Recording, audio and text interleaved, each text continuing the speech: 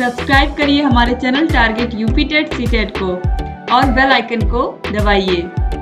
Hello दोस्तों, मैं आनंद स्वागत करता हूं आप सभी का आपके अपने channel target UP TET CTET में और ऐप अस्तित्व अकेडमी में। दोस्तों, आपके डीएलएड सेकेंड सेमेस्टर का जो मैथ विषय है, इसकी देखिए पवन सीरीज है, इसको मैं आपको पूरा सॉल्व करा रहा हूं। सभी बहुविकल्पी प्रश्न में करा चुका हूं। अति लघु उत्तरी में 2 क्लास में ले चुका हूं, जिसमें प्रश्न संख्या 60 तक मैं करा चुका हूं। ये आपकी अति लघु उत्तरी प्रश्नों का पार्ट 3 है, तीसरा पार्ट है, जिसमें हम लोग आगे के प्रश्नों को देखने वाले हैं। ठीक है, अब हम प्रयास करेंगे कि आज और कल की क्लास जो है मिला करके आपका ये भी कंप्लीट हो जाए, आपके अति लघुत्तरी प्रश्न भी। और उसके बाद अगर आप लोग बोलते हैं तो मैं आपको लघुत्तरी प्रश्न जो आपके 2 नंबर के आपकी परीक्षा में आते हैं उनको भी करा दूंगा। तो बहुत ही महत्वपूर्ण प्रश्न है, सभी को आप प्रैक्टिस करते हुए चलिएगा और इस क्लास को लाइक कर दीजिए, अपने दोस्तों में शेयर कर दीजिए, ताकि सभी लोग को पता चल जाए कि यहाँ पे टारगेट यूपी टेट सीटेट पे आपको क्लासेस लगातार मिल रही हैं और जो भी गलतियां हैं सीरीज में वो भी मैं आपको सही करके बता दे रहा हूं। तो कम समय में आपका कॉन्सेप्ट भी क्लियर हो जा रहा है। अब देखिए, प्रश्न संख्या 61 है, निम्नलिखित में समीकरण तथा सर्वसमीका छांट करके लिखिए। अब समीकरण और सर्वसमीका में अंतर क्या होता है? देखिए, समीकरण और सर्वसमीका दोनों में ही आपको देखने को मिलेगा बराबर का चिन्ह और 2 पक्ष, एक इधर, बराबर के इधर और बराबर के उधर। ठीक, लेकिन हमको पता कैसे चलता है कि ये समीकरण है कि सर्वसमीका है? देखिए, समीकरण अगर होगा तो x के केवल एक मान के लिए और द्विघात समीकरण रहेगा तो 2 घात के लिए दोनों पक्ष बराबर होंगे। मतलब x का केवल कुछ मान ऐसा होगा जिसके लिए जो है दोनों x का वो मान रखने पे दोनों पक्ष बराबर होंगे। लेकिन सर्वसमीका में क्या होता है कि x का कुछ भी मान रख दीजिए, x बराबर 1 रख दीजिए, 2 रख दीजिए, 3 रख दीजिए, आपको दोनों पक्ष बराबर मिलेंगे ही मिलेंगे। तो अब यहां हम रख के देख लेते हैं। देखिए, पहला बोला है कि आप चेक करिए कि ये सर्वसमीका है या समीकरण है। तो हम x का मान 1 रख के देख लेते हैं। x का मान जब 1 रखेंगे इसमें तो ये आपको मिल जाएगा 2 गुणे x की जगह 1 आ जाएगा और +1 बराबर 2 गुणे 1 धन 2। तो ये कितना आ गया? 2 गुणे 1 धन 1 2 हो गया और ये 2 के नम 2 धन 2 कितना हो जाएगा? 4। तो 4 बराबर 4 ये आपको उत्तर मिल गया। मतलब एक अगर x का मान 1 है तो दोनों पक्ष हमको बराबर मिल रहे हैं। ठीक, इसी तरीके से x बराबर 2 रख के देखते हैं। तो x बराबर 2 रखेंगे तो हो जाएगा 2 और ब्रैकेट में यहाँ पे 2 धन 1 बराबर 2 गुणे x की जगह 2 धन 2। अब ये देखिए, 2 गुणे 3 कितना हो जाएगा? 6 और ये 2 का गुणा होगा 2 में 4 धन 2 कितना हो जाएगा? 6। तो 6 बराबर 6। आप देख रहे हैं कि x का मान चाहे 1 रख रहे हैं चाहे 2 रख रहे हैं, दोनों पक्ष बराबर आ रहे हैं। तो ये देखिए, x की घात 1 है यहाँ पर, तो ये एक रेखीय समीकरण है, लेकिन समीकरण नहीं है ये क्या है? ये एक सर्वसमीका है। ठीक है, तो यहाँ पे आप देख पा रहे हैं कि x का मान आप कुछ भी रख रहे हैं, दोनों पक्ष बराबर आ रहे हैं। इसी तरीके से आप 3 भी रखोगे तो दोनों पक्ष बराबर आएंगे, यानी कि x के प्रत्येक मान के लिए दोनों पक्ष बराबर हैं। तो ऐसे में हम क्या कहते हैं कि ये सर्वसमीका है। ये क्या हो जाएगा? ये सर्वसमीका हो जाएगा जब x के प्रत्येक मान के लिए दोनों पक्ष बराबर आए। तो ऐसे बीजीय कथन को आप क्या कह देंगे? ये एक सर्वसमीका है। इसी तरीके से यहां पे आप रखिए, x का मान 1 रखिए तो क्या मिलेगा? 2 गुणे 1 माइनस 1 बराबर 1। तो मान मिल जाएगा 2 माइनस 1 यानी कि 1 बराबर 1। x का मान रखा हमने 1 तो दोनों पक्ष बराबर मिल गए। x का मान 2 रखिए तो 2 गुणे 2 माइनस 1 बराबर 2। अब देखिए, 2 दूनी 4 माइनस 1 ये कितना हो जाएगा? 3। 3 बराबर 2 ये तो होता नहीं है, तो यहाँ पे x बराबर 2 जब हमने रखा तो दोनों पक्ष बराबर नहीं हुए, यानी कि ये क्या हो जाएगा? ये आपका समीकरण हो जाएगा। ठीक, तो इस तरीके से आपने यहाँ पे देख लिया यह सर्वसमीका है जब x के प्रत्येक मान के लिए दोनों पक्ष बराबर हो और x के किसी एक मान के लिए अगर दोनों पक्ष बराबर हो और बाकी मान के लिए x के बाकी मान के लिए दोनों पक्ष बराबर ना हो तो ऐसे को हम बोलते हैं समीकरण। इसके बाद देखिए प्रश्न क्या 62 है, 63 के अंकों को परस्पर बदलने में प्राप्त संख्या को मूल संख्या से घटाने पे कौन सी संख्या प्राप्त होगी। अब देखिए 83 के अंकों को परस्पर बदलने पर, यानी कि जहां पे 3 लिखा है वहां पे आप 8 लिख दीजिए और 8 की जगह 3 लिख दीजिए तो ये क्या हो जाएगा 38। ठीक, और आपकी मूल संख्या कौन सी है, मूल संख्या वही जो आपको दी गई है, तो मूल संख्या का मान कितना है 83 और ये आपकी संख्या तब बनी जब आपने अंकों को परस्पर बदल दिया। अब बोल रहा है कि प्राप्त संख्या, ये आपकी 38 क्या हो गई प्राप्त संख्या, प्राप्त संख्या को मूल संख्या से घटाने पे कौन सी संख्या मिलती है। तो 83 में से 38 को घटा दीजिए तो आपको क्या मिल जाएगा, ये आपको मिल जाएगा 13 में से 8 जाएगा 5 और 7 में से 3 जाएगा तो 4, 45 आपका उत्तर हो जाएगा। इसके बाद देखिए प्रश्न क्या 63 है, समीकरण ऋण 4x धन 3 बराबर ऋण 6x ऋण 18 को हल कीजिए। देखिए ऋण 4x धन 3 बराबर ऋण 6x ऋण 18 को हल कीजिए। हल करने का मतलब यही होता है कि x का मान आप निकालिए। तो x का मान निकालने के लिए हम क्या करते हैं, जो भी चर वाले पद हैं उनको, मतलब जो x वाले पद हैं उनको एक तरफ और जो कांस्टेंट संख्याएं हैं उनको एक तरफ। तो ये देखिए ऋण 4x धन 3 था, अब ऋण 6x इधर आएगा तो धन 6x हो जाएगा और धन 3 को उधर भेजेंगे तो ये ऋण 3 हो जाएगा। तो अब देखिए ऋण 4x धन 6x ये कितना हो जाएगा 2x और बराबर ऋण 18 ऋण 3 ये हो जाएगा ऋण 21। ठीक, और x बराबर लिखना चाहें तो ऋण 21/2 ये आपका x का मान आ जाएगा। ठीक, तो इस तरीके से बस x को एक तरफ रखिए और बाकी चीजें एक तरफ कर दीजिए, यही x की वैल्यू हो जाएगी, यहाँ पे यही समीकरण का हल हो जाएगा। ठीक, x का मान ऋण 21/2। इसके बाद देखिए प्रश्न संख्या 64 है, एक कक्षा की लंबाई 11 मीटर और चौड़ाई देखिए यहाँ पे छूट गया है, प्रश्न में आप देख लीजिए चौड़ाई कितना दिया गया है।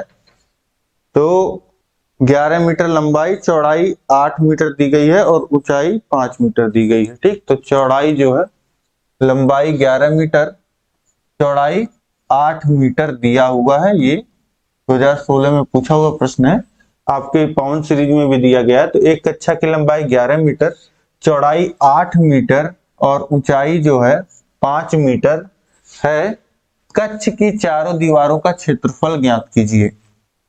अब देखिए जिस क्लास में हूं आप उसको देखिए या कमरे में जहां भी आप बैठे हैं आप देखेंगे, कमरे में फर्श को देखिए तो आपको एक लंबाई दिखेगी और एक चौड़ाई दिखेगी। ठीक, अब चारों दीवारों का क्षेत्रफल अगर आपको निकालना हो तो कैसे आप निकालोगे, आप देखिए लंबाई वाली दीवार को आप देखिए, लंबाई वाली दीवार को आप देखेंगे तो अगर इस दीवार का क्षेत्रफल आपको निकालना हो लंबाई वाली दीवार का, तो एक तो हम उसका क्षेत्रफल कैसे निकालेंगे, जैसे हम आयत का क्षेत्रफल निकालते हैं लंबाई गुणे चौड़ाई। ठीक, तो लंबाई वाली भुजा आपकी लंबाई ही है और चौड़ाई वाली जो भुजा है आप देखोगे वो ऊंचाई है। तो जब आप दीवार का क्षेत्रफल निकालोगे, जो लंबाई वाली दीवार है उसका जो क्षेत्रफल आएगा वह लंबाई गुणे ऊंचाई आएगा। ठीक, तो एक दीवार का क्षेत्रफल आपको कितना मिल रहा है, लंबाई गुणे चौड़ाई की जगह ऊंचाई होगा। ठीक है, क्योंकि चौड़ाई की जगह ऊंचाई ले रहा है, जैसे आयत में आप निकालते हो तो उसी तरीके से क्षेत्रफल निकलेगा। तो ये हो जाएगा आपका लंबाई गुणे ऊंचाई, और जो लंबाई वाली दीवार जिसका क्षेत्रफल अभी आप निकाल रहे हो उसके सीधे सामने वाली दीवार, अपोजिट वाली दीवार को आप देखोगे तो उसमें भी वही लंबाई है और वही ऊंचाई है, तो इसका 2 गुना कर लीजिए, 2 गुणे लंबाई गुणे ऊंचाई और धन। अब आप देखिए चौड़ाई के साइड वाली दीवार, तो उसका अगर क्षेत्रफल आपको निकालना है तो चौड़ाई गुणे ऊंचाई करना पड़ेगा, और उसके जस्ट सामने वाली दीवार का भी क्या करना पड़ेगा, चौड़ाई गुणे ऊंचाई। तो हम कर लेंगे 2 गुणे चौड़ाई गुणे ऊंचाई। ठीक, अब देखिए इसी को लिख देंगे, 2 कॉमन ले सकते हैं, 2 और गुणे ऊंचाई कॉमन ले सकते हैं, तो ये हो जाएगा आपका लंबाई धन चौड़ाई। तो इसी को लिखा जाता है, इस तरीके से लिख दिया जाता है, जैसे 2 गुणे लंबाई धन चौड़ाई और गुणे लास्ट में ऊंचाई लिख दिया जाता है। ठीक है, इस तरीके से आपको फॉर्मूला मिलेगा 2 इंटू ए प्लस बी इंटू एच। ठीक, ए लंबाई है, बी चौड़ाई है और एच जो है ऊंचाई है। तो बस फॉर्मूला यही होता है। अब फॉर्मूला भी आप समझ गए, इस तरीके से मैंने आपको एक्सप्लेन किया है। तो ये हो जाएगा 2 गुणे लंबाई है 11, चौड़ाई है आपका 8 और ऊंचाई है आपका 5। अब देखिए सब गुणे में है, तो 2 का गुणा 5 में पहले कर लीजिए, 10 हो गया, और ये 8 धन 11 ये आपका हो गया 19, और गुणा हो जाएगा तो हो जाएगा कितना 190, और सब कुछ मीटर में दिया गया है, और ये आपका क्षेत्रफल है तो मीटर स्क्वायर आ जाएगा या वर्ग मीटर, 190 वर्ग मीटर। अब इसके बाद देखिए यहाँ पे कौन सीरीज में आपके एक उदाहरण के तौर पे प्रश्न दिया गया है, इसको भी आप समझ लीजिए। आपसे बोल रहा है कि x square plus 1/x square का मान ज्ञात कीजिए जबकि x plus 1/x equal to 2 है। तो देखिए इसका मान आपको दिया गया है x प्लस 1/x बराबर 2 दिया गया है, और इसका स्क्वायर तक आपको पहुंचना है, x square plus 1/x square का। तो स्क्वायर तक पहुंचना है तो इसी का जो दिया गया है इसका दोनों तरफ वर्ग कर दीजिए। अब इसका वर्ग करेंगे तो फॉर्मूला जो लगेगा आपका a प्लस बी के होल स्क्वायर का लगेगा, जो कि होता है a square plus 2ab plus B square. अब यहां पे लिखा जाएगा x का स्क्वायर, क्योंकि a की जगह है x और b की जगह क्या है 1/x।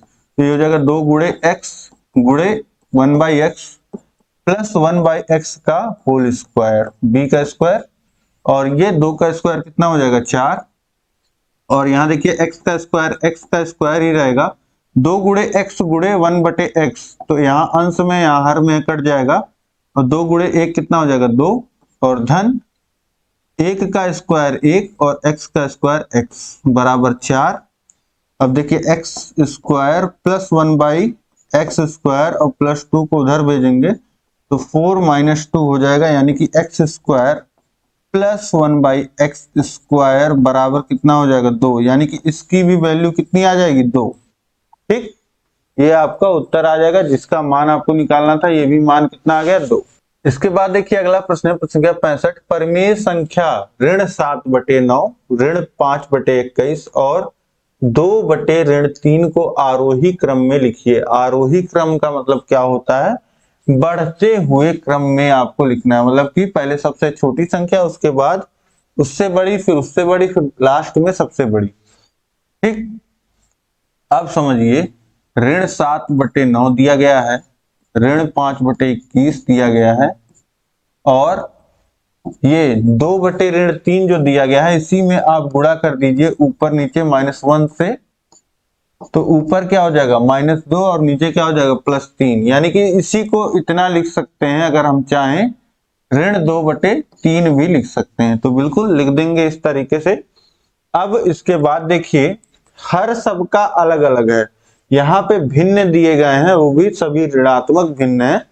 और समझिए कि अगर आपको कंपैरिजन करना होता है तो सबसे पहले जो है वो हर बराबर होना चाहिए, जैसे कि कहीं पे लिखा हो 5/7 और 6/7, तो हम बोल देते हैं कि 6/7 बड़ा है, क्यों, क्योंकि दोनों का हर समान है और इसका अंश बड़ा है तो ये संख्या बड़ी हो जाती है। ठीक, तो इसी तरीके से यहाँ पे अब हमको जब कंपेयर करना है तो हम हर समान करेंगे। हर समान करने के लिए क्या करते हैं, जो हर में संख्याएं हैं उनका एलसीएम लेते हैं। ठीक है, इनका एलसीएम आप निकालोगे तो देखिए एलसीएम 9 को क्या लिख सकते हैं, 3 गुणे 3 लिख सकते हैं, और 21 को कितना लिख सकते हैं, 21 को लिख सकते हैं 3 गुणे 7, और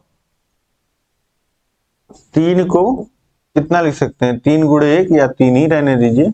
एलसीएम आप लोगे तो 3 की अधिकतम घात 3 अधिकतम 2 बार गुणा आया है, और 7 अधिकतम 1 बार गुणा आया है। 3 त्रिका 9, 9 सत्ते 63, ये आपका एलसीएम हो जाएगा कितना, 63, ये एलसीएम हो गया।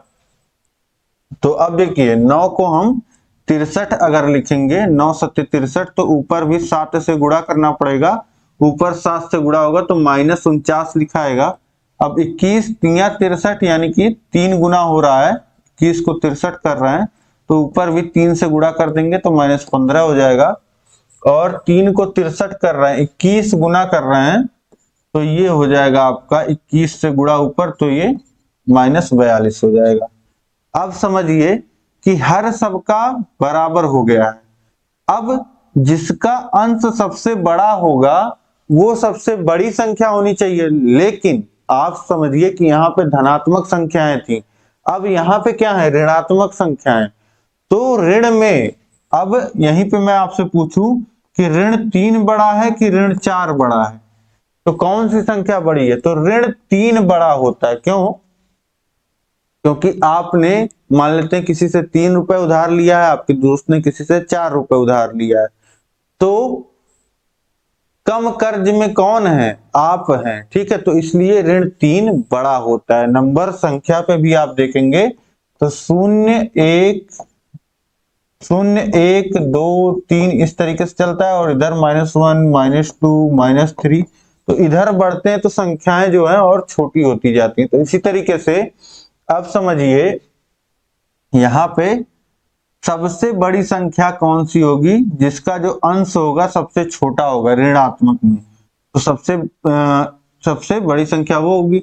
सबसे छोटी संख्या कौन होगी, जिसका अंश सबसे बड़ा होगा, यानी कि -49/63, ये हो गया। इसके बाद आएगा -42/63, इसके बाद आएगा -15/63, ये आरोही क्रम हो जाएगा, बढ़ता हुआ क्रम। और इसी को अगर इसके रूप में आप लिखना चाहते हैं तो ऋण 49/63 कितना है, ऋण 7/9 का है। इसके बाद ऋण 42/63 किसका है, ऋण 2/3 का है। और ये आपका ऋण 15/63 कितना किसका है, ऋण 5/21 का।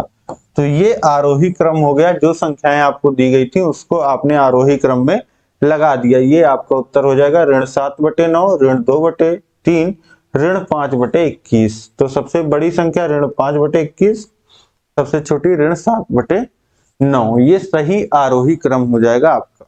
इसके बाद देखिए प्रश्न संख्या 66 है, दो परिमेय संख्याओं का योगफल ऋण 1/3 है, यदि इनमें से एक संख्या ऋण 5/18 है तो दूसरी संख्या ज्ञात कीजिए। अब बोल रहा कि दो परिमेय संख्याएं हैं जिनका योगफल ऋण 1/3 है, यदि इनमें से एक संख्या ऋण 5/18 हो तो दूसरी संख्या ज्ञात कीजिए। मान लेते हैं हम दूसरी संख्या क्या है, x है, तो ऋण 5/18 और x का जोड़ किसके बराबर आना चाहिए, ऋण 1/3 का। यही तो बोला है कि दो परिमेय संख्याओं का योग ऋण 1/3 है, यदि एक संख्या ऋण 5/18 हो तो दूसरी संख्या ज्ञात कीजिए। तो माना दूसरी संख्या x है, अब दोनों संख्याओं का योग किसके बराबर होना चाहिए, ऋण 1/3 के। तो यहां से x का मान निकालने का प्रयास करते हैं, सिंपल सा हमारा समीकरण बन गया। अब ऋण 5/18 उधर भेजेंगे तो कितना हो जाएगा, धन 5/18। अब देखिए हर समान कर लेंगे, पूरे के बटे 18 कर देंगे, एलसीएम 18 आ जाएगा। 18 आपका आ रहा है तो 3 छक 18 यानी कि 6 गुना हो रहा है, तो 6 से गुणा हो जाएगा, ऋण 1 गुणे 6 तो ये हो जाएगा ऋण 6, और ये 5 जस का तस रहेगा क्योंकि इसके हर में कोई परिवर्तन नहीं हुआ है। अब देखिए ऋण 6 धन 5 कितना हो जाएगा, ऋण 1 और हर में है 18, ऋण 1/18 यानी कि दूसरी परिमेय संख्या क्या हो जाएगी, ऋण 1/18, ये दूसरी परिमेय संख्या का मान हो जाएगा। इसके बाद देखिए प्रश्न संख्या 67 है, प्लेटो का जन्म 429 ईसा पूर्व में हुआ था, तथा 348 ईसा पूर्व में दिवंगत हुए। वे कितने वर्षों तक जीवित रहे? ठीक, तो एक तो आपका चलता है, जैसे अभी 2024 चल रहा है, फिर 2025 आएगा, 2026 आएगा, बल्कि 25 तुरंत आने ही वाला है। तो 25, 26, 27, 28 इस तरीके से चल रहा है। ठीक, ये आपका 2025, 2026 इस तरीके से 2027। लेकिन ये कभी जीरो भी तो रहा होगा। जीरो से पहले ये क्या होता है? ये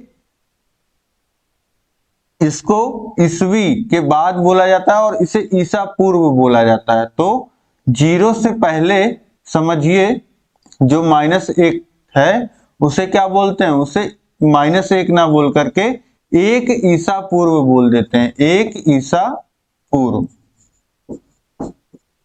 और इसी तरीके से 2 ईसा पूर्व, 3 ईसा पूर्व, 4 ईसा पूर्व।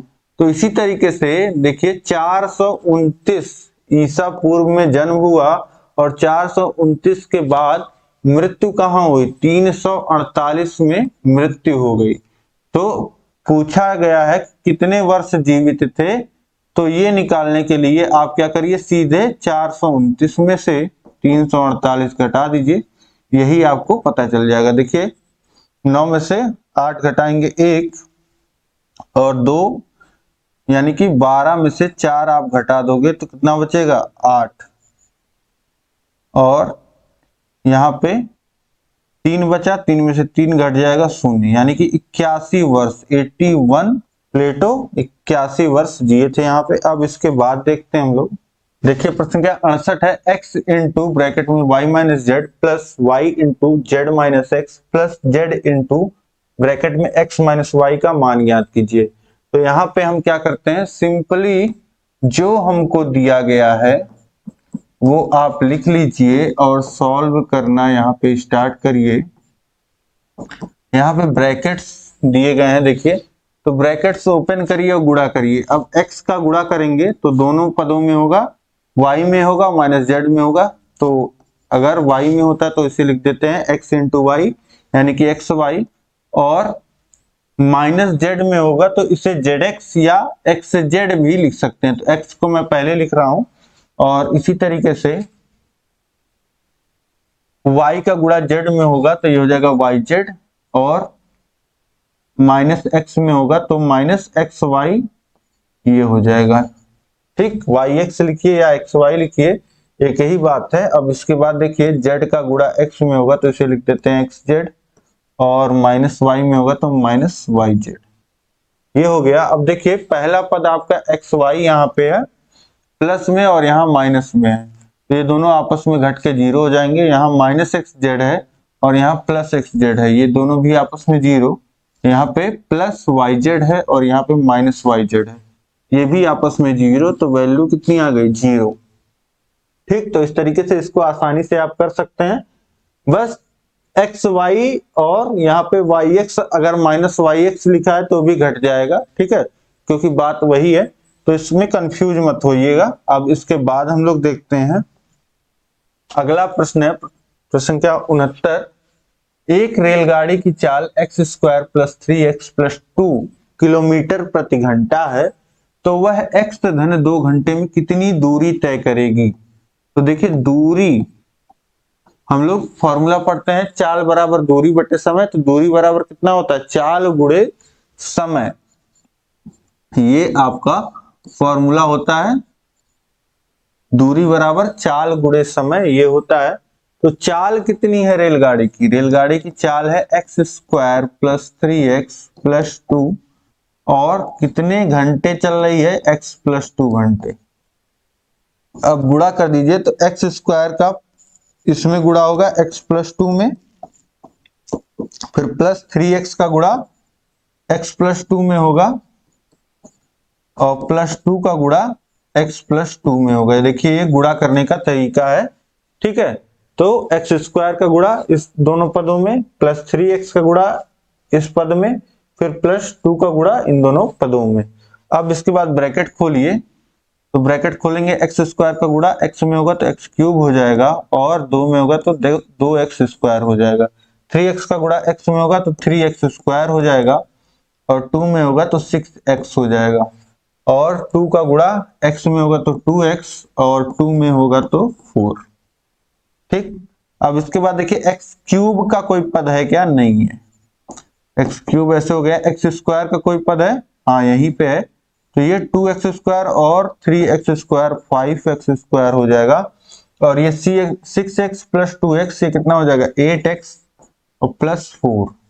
यही आपका उत्तर हो जाएगा। इतनी दूरी जो है ट्रेन तय करेगी। X cube plus 5x square plus 8x plus 4, यहाँ पे किलोमीटर भी आप चाहें तो लिख सकते हैं, क्योंकि ये किलोमीटर प्रति घंटा में दिया था, ये घंटे में दिया था, तो घंटे घंटा यहाँ पे कट जाएगा और किलोमीटर बच जाएगा, तो ये किलोमीटर में आपका उत्तर आ जाएगा, और उत्तर आया है x के टर्म में जैसा दिया गया था।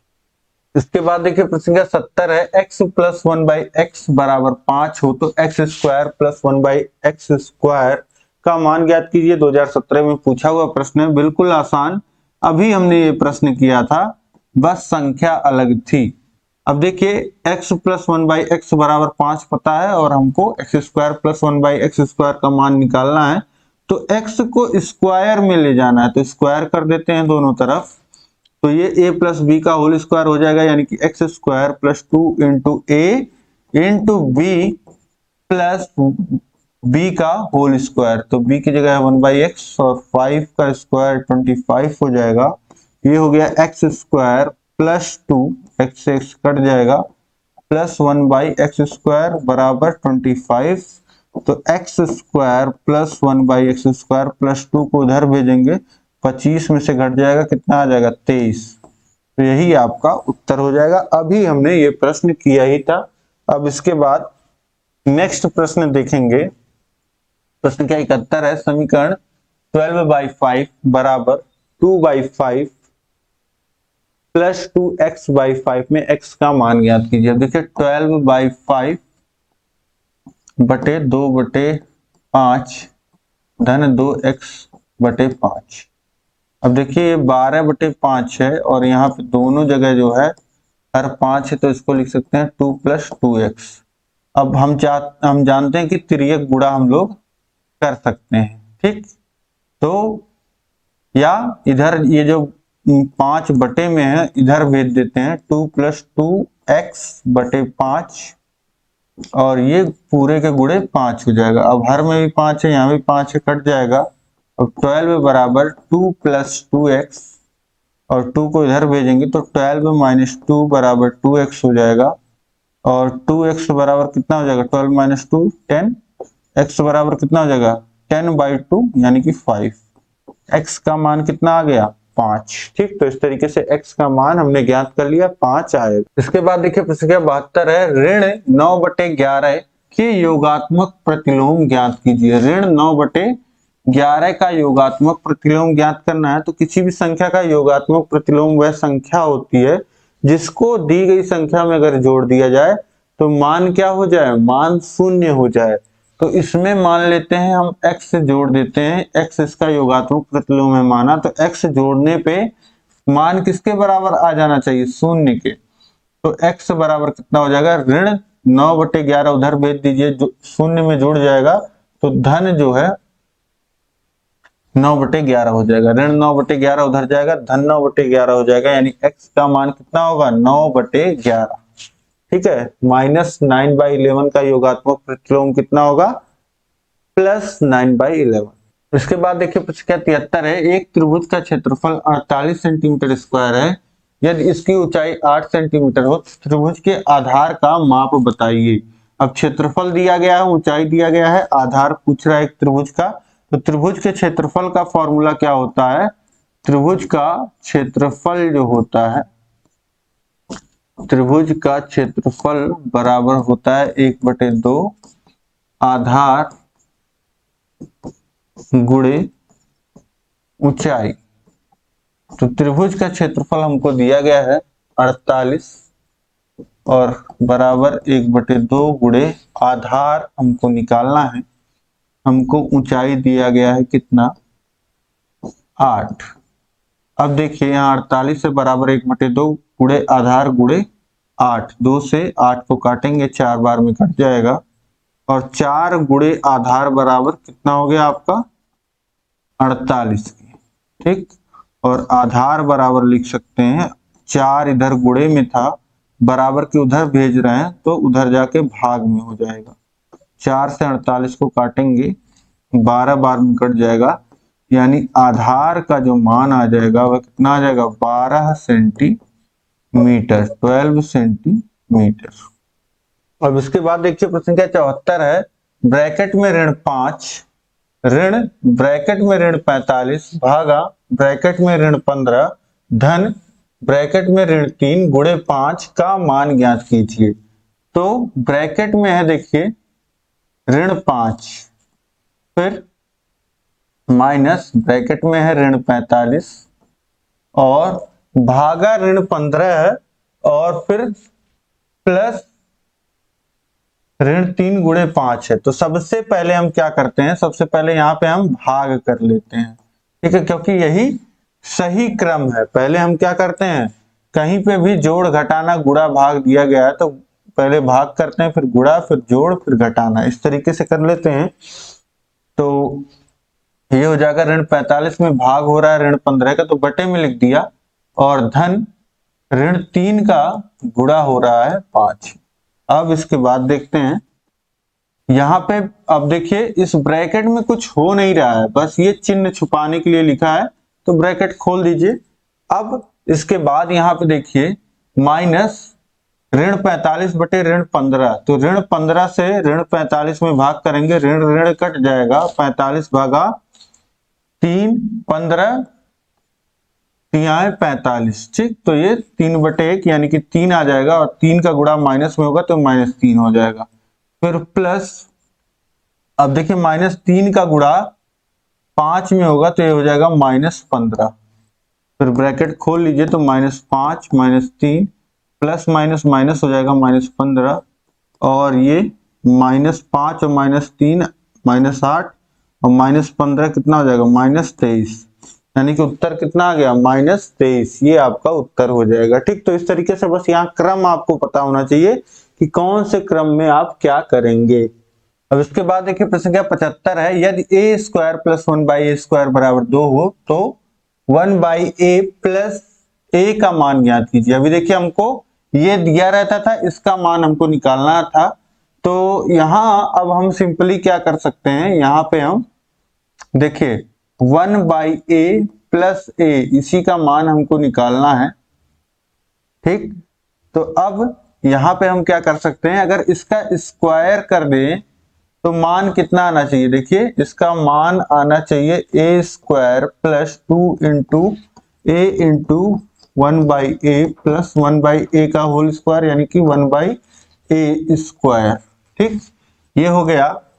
अब इसको ऐसे चलने दीजिए 1/a प्लस a का होल स्क्वायर बराबर a square plus 1/a square plus 2 into a से a कट जाएगा तो +2 बचेगा, ठीक। अब हमको इसका 1/a प्लस a इसका मान चाहिए, यहाँ पे होल स्क्वायर है। अब देखिए a square plus 1/a square की वैल्यू कितनी है, इसकी वैल्यू हमको पता है कितनी है 2, तो इसकी जगह 2 रख देंगे और +2 हो जाएगा और 1/a प्लस a ये कितना हो जाएगा, यहाँ पे देखिए a की वैल्यू कितनी थी 1/a थी, ठीक। तो यहाँ पे आप चाहें तो इसको पलट के भी लिख सकते हैं a प्लस 1/a, वही बात है, ठीक है, वही आया है, ठीक, कोई गलती नहीं है, बस 1/a का स्क्वायर यहाँ आगे लिखना था और a स्क्वायर उधर लिखना था, ठीक। तो कोई नहीं, इतना आप समझ गए होंगे। और ये बराबर हो जाएगा 4 के और 1/a प्लस a बराबर हो जाएगा √4 और 1/a प्लस a बराबर लिख सकते हैं कितना 2। तो a plus 1/a plus a का जो मान हो जाएगा वह कितना हो जाएगा 2 के बराबर हो जाएगा। तो इस तरीके से इसका मान भी 2 हो जाएगा। ये भी आप आसानी से निकाल सकते हैं। आपने देखा जितनी बार निकाला मान सेम ही आ रहा है दोनों का। अब इसके बाद देखते हैं प्रश्न संख्या 76 है, ऋण 4/9 का गुणात्मक प्रतिलोम बताइए। तो किसी संख्या का पहले समझिए गुणात्मक प्रतिलोम होता क्या है।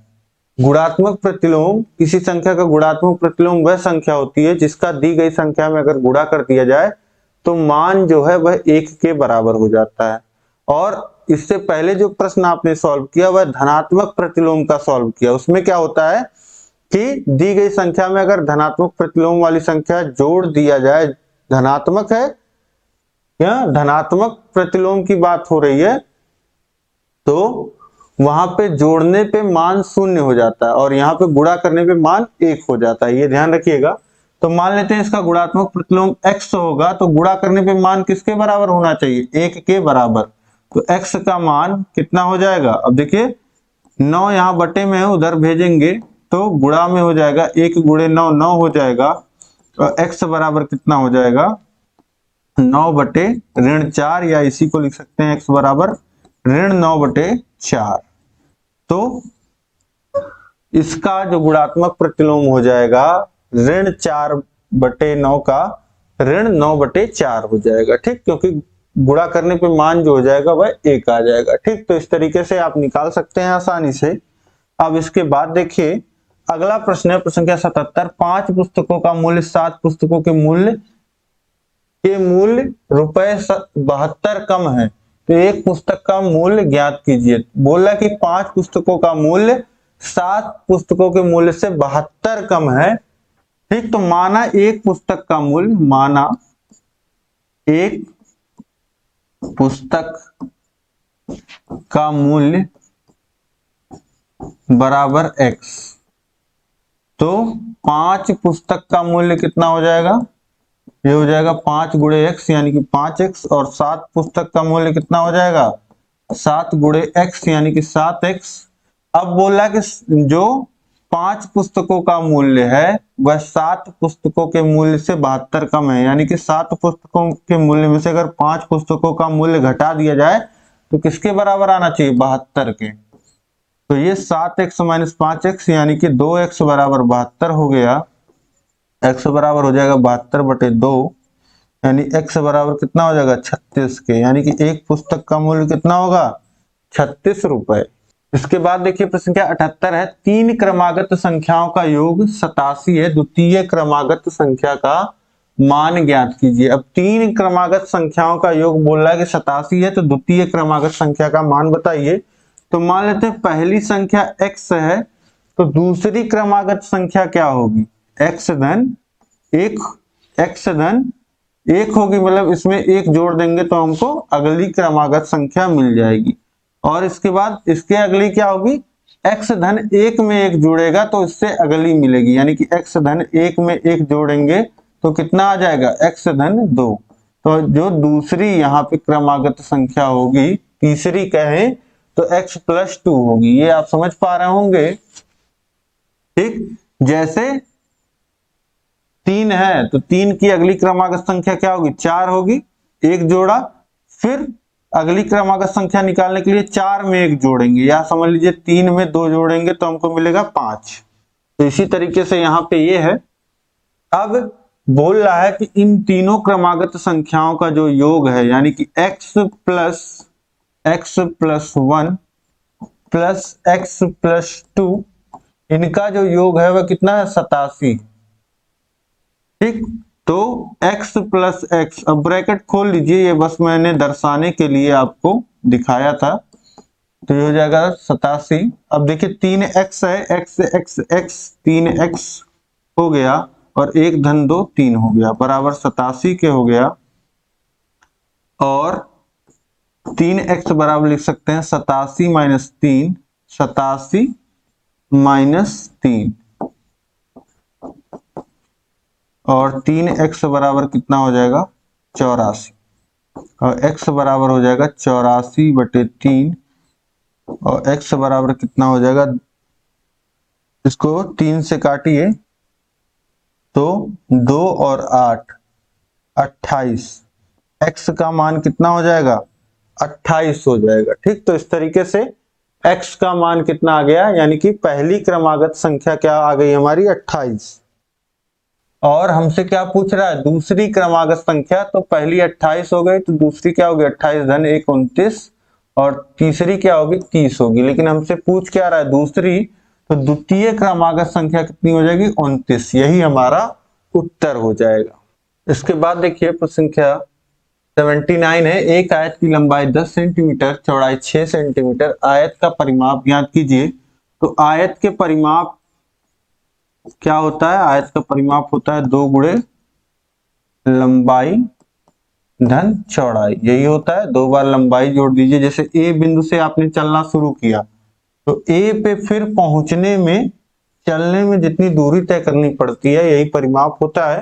तो ये 10 धन ये 6, फिर धन ये 10, फिर धन ये 6। तो इसीलिए 2 गुणे लंबाई धन चौड़ाई, यानी कि 2 बार लंबाई का जोड़ हो जाता है और 2 बार चौड़ाई का।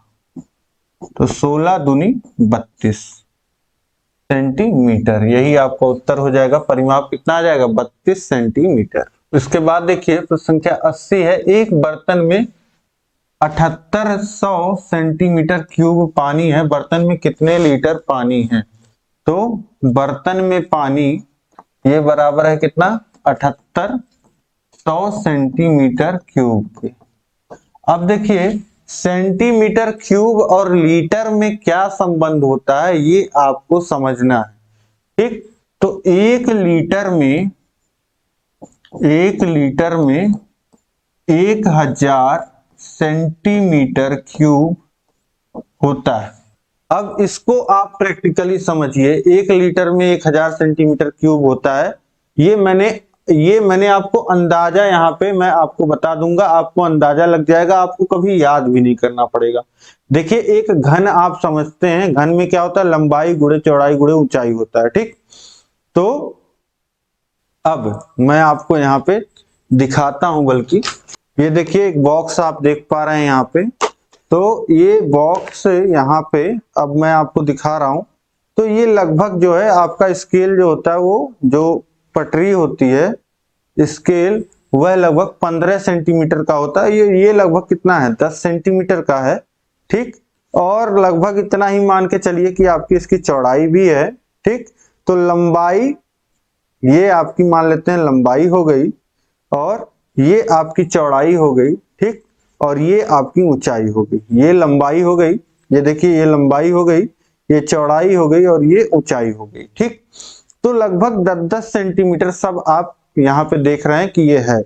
तो इसमें कितना पानी आता है, इसमें पानी आता है 1 लीटर। ठीक, ये अगर पूरा इस तरीके से पात्र बना है, तो इसमें कितना पानी आएगा, 1 लीटर पानी आएगा। ठीक, तो अंदर का मेजरमेंट अगर है 10 सेंटीमीटर, ये चौड़ा है, 10 सेंटीमीटर लंबा है अगर, और 10 सेंटीमीटर ऊंचा है, तो इसमें 1 लीटर पानी आएगा। और इसका वॉल्यूम अगर निकालेंगे, ये घन है, तो घन का वॉल्यूम कितना होता है, आयतन कितना होता है, लंबाई गुणे चौड़ाई गुणे ऊंचाई। तो इसका सब 10 है, तो कितना होगा, 10 गुणे 10 गुणे 10, यानी कि 1000, यही आएगा 1000 सेंटीमीटर क्यूब। ठीक, तो इस तरीके से आप देख पा रहे हैं कि इतने बड़े पात्र में लगभग आपका 1 लीटर पानी आता है। इससे थोड़ा सा बड़ा होगा। ठीक, लेकिन आप समझ गए कि आपने वो भी पात्र देखा होगा जिससे जो है दूध नापा जाता है। तो आधे लीटर का भी देखा होगा आपने, 1 लीटर का भी देखा होगा। तो वो 1 लीटर कितना होता है, समझ लीजिए कि उसको, वो बेलन के आकार का होता है ज्यादातर, जो ग्वाला लेकर के चलते हैं। लेकिन आप उसको घन के आकार में सोचेंगे तो 10 सेंटीमीटर लंबा, 10 सेंटीमीटर चौड़ा, 10 सेंटीमीटर ऊंचा। तो उसका आयतन दिमाग में कैलकुलेट करिए, लंबाई गुणे चौड़ाई गुणे ऊंचाई कितना होगा, 1000 सेंटीमीटर क्यूब। तो ये बराबर होता है कितना, 1 लीटर के। अब ये आप कभी नहीं भूलोगे। ठीक, 1 लीटर में 1000 सेंटीमीटर क्यूब, सेंटीमीटर गुणे सेंटीमीटर गुणे सेंटीमीटर, सेंटीमीटर क्यूब। ठीक, तो ये समझ गए आप। अब इसको आप कन्वर्ट कर लीजिए। सेंटीमीटर क्यूब को जब आपको लीटर में कन्वर्ट करना होगा, तो सिंपली यहां से आप 7800 में 1000 का भाग दे दीजिए। सेंटीमीटर क्यूब से सेंटीमीटर क्यूब कट जाएगा, यहाँ आपको लीटर मिल जाएगा और 2 शून्य कटा और यहाँ भाग होगा तो हो जाएगा 7.8 लीटर। यानी कि बर्तन में लीटर में कितना पानी है, तो 7.8 लीटर पानी है। ठीक, तो बहुत ही आसानी से आपने समझ लिया। अब आपको याद भी रहेगा। ठीक है, तो कमेंट करके बताइएगा कि कैसा लगा आपको ट्रिक और ये क्लास कैसी लगी। ठीक है, देखिए प्रश्न संख्या 80 तक हमने कर लिया। अब इसी तरीके से कुछ प्रश्न और आपके बच्चे हैं, 20 से 25 लगभग होंगे, उसको हम अगले क्लास में कर लेंगे और आपका पूरा अति लघुत्तरी जो है समाप्त हो जाएगा। तो उम्मीद है कि सभी प्रश्न आपको बहुत ही अच्छे ढंग से समझ में आए होंगे यहाँ पे। और इस क्लास को अधिक से अधिक शेयर करिए अपने दोस्तों में और इस क्लास को लाइक करिए। चैनल पर नए हैं तो सब्सक्राइब कर लीजिए। और इसी तरीके से बहुत ही बेहतर ढंग से आपको सभी विषय पढ़ाए गए हैं। सभी विषयों का लिंक नीचे डिस्क्रिप्शन बॉक्स में दिया गया है, वहां से आप पढ़िए, अपनी तैयारी को बेहतर बनाइए। और जब भी आपको ये क्लास दिखती है तो आपको ये समझ लेना है कि आपका राजन पूरा सॉल्व कराया जा चुका है, पवन पूरा सॉल्व कराया जा चुका है। ठीक, और आपको पूरा नीचे डिस्क्रिप्शन में जो लिंक दिया गया है मैथ के सामने का, उस पे पूरा सब कुछ जो है देखने को मिल जाएगा। तो सब कुछ आप देखिए, किसी चीज का इंतजार मत करिए, अपनी तैयारी करिए। और अगर आप चाहते हैं कम समय में तैयारी करना तो नीचे डिस्क्रिप्शन में ही आपको ऐप का लिंक दिया गया है, जहां पे आपको सभी चीजें उपलब्ध हैं। आपके सभी नोट्स सेकंड सेमेस्टर के सभी विषयों के उपलब्ध हैं और ये सभी क्लासेस बिना किसी डिस्टरबेंस के आप देख सकते हैं। सब एक ऐप में आपको मिल जाएगा। वहां पे टेस्ट सीरीज भी मिल जाएगा आपको, राजन पवन सीरीज दोनों को पीडीएफ मिल जाएगा। मतलब बहुत ही अच्छे ढंग से आप तैयारी कर सकते हैं अपने डीएलएड एग्जाम्स की। तो इस तरीके से उम्मीद है कि आपको सभी चीजें समझ में आ गई होंगी। अब हम मिलेंगे नेक्स्ट क्लास में, आगे के प्रश्नों को देखेंगे। और कहीं कोई डाउट होता है तो यहाँ पे आपको नंबर दिया गया है, उस पर कॉन्टेक्ट कर सकते हैं, कॉल कर सकते हैं, व्हाट्सएप कर सकते हैं। मिलेंगे नेक्स्ट क्लास में। जय हिंद, जय भारत।